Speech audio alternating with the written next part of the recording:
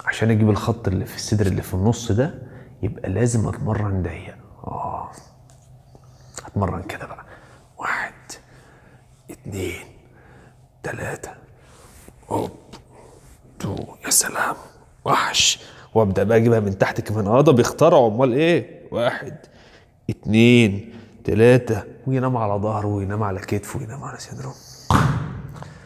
شوف يا ريس، التمرين ده تمرين تراي صريح ولا تراي والله. انا مش عارف التمرين ده ممكن يمرن عضله ايه بصراحه، ولكن هي مش صدر. ايا كان اللي التمرين ده بيشتغل عليه، هو ما بيشتغلش على عضله الصدر. عضله الصدر عشان تشتغل ليها طريقتين. يا اما هنزل بالوزن بالشكل ده، فانا بشد عضله الصدر معايا وبزق الوزن لفوق، فبعمل انقباض في عضله الصدر. او اني بعمل فلاي بالشكل ده، بشد عضله الصدر بالبلدي خالص اهو. او اني بعمل انقباض بالشكل ده. غير كده عضله الصدر مش هتشتغل.